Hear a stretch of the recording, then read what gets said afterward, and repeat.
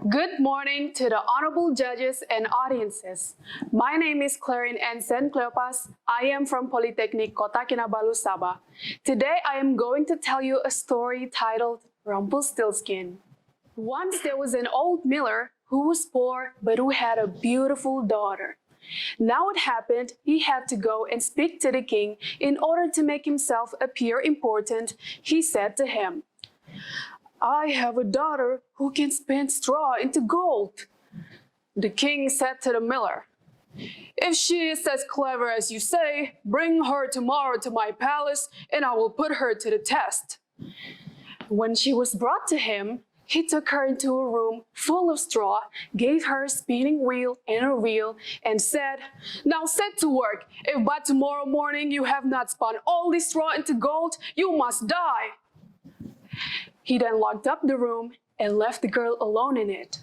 So there sat the poor miller's daughter. She really did not know what to do, that she grew more and more frightened until at last she began to cry. But suddenly, a little man appeared out of nowhere and said, "Good evening, Mistress Miller. Why are you crying so?" "I have to spin this straw into gold, but I don't know how to," the girl said. "What will you give me," he said, "if I do it for you?" "My necklace," the girl said. So then the little man took her necklace, seated himself in front of the wheel, then spun all the straw into gold.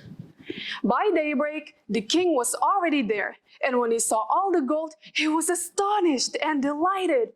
But at the same time, he became more greedy. So he took the girl into a bigger room full of straw and commanded her to spin all that straw in one night into gold if she valued her life. He then locked up the girl again, and then the girl started to cry. As she was crying, the little man appeared again and asked, "What will you give me if I spin this straw into gold for you?" "The ring on my finger," the girl said. So the little man took her ring, again began to turn the wheel, and by morning had spun all the straw into gold. The third morning, the king rejoiced beyond measure at the sight, but still he felt it is not enough. So he took the girl into the biggest room filled with straw and said, "You must spin this too in the course of this night, but if you succeed, you shall become my wife." When the girl was alone, the little man appeared again for the third time and asked, "What will you give me if I spin the straw into gold for you again this time?" "I have nothing left that I could give. What will I do?" the girl answered. "Then promise me to give your first child if it should become a queen." The girl promised to do so because she was not expecting to be the king's wife. Then the little man spun all the straw into gold in the night. When the king found all as he had wished, he took her into marriage, and then she became a queen. A year after that, she brought a beautiful child into the world, but she never gave a thought to the mannequin. Suddenly, the mannequin appeared in her room and said, "Now give me what you promised me." The queen was horror-struck and offered the mannequin all the riches in the kingdom if he would leave her child alone.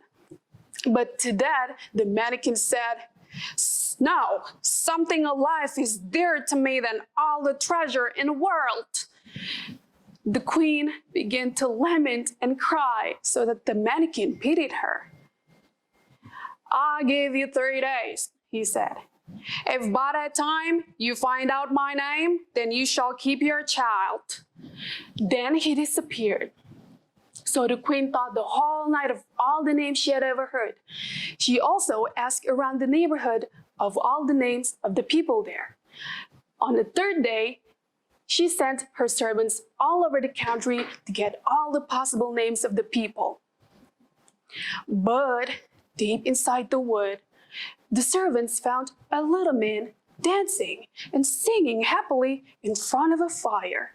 he sang, "Today I bake, tomorrow brew, the next I have the young queen's child. Ha ha, glad am I that no one knew that from Rumpelstiltskin I am styled." So the servants went back to the palace and told the queen about it. You may imagine how glad the queen was when she heard that name. Soon afterward, the little man appeared and asked, "Now, Mistress Queen, what is my name?" At first she said, "Is your name Conrad?" "No." "Is your name Harry?" "No." "Then perhaps your name is Rumpelstiltskin." "How could you possibly know my name? The devil must have told you that," cried the little man. And then in anger, he plunged his right leg so deep into the earth that his whole leg went in. And then in rage, he tried to pull at his left leg so hard that he tore himself in two. Now, what we can learn from this is, one should always be honest.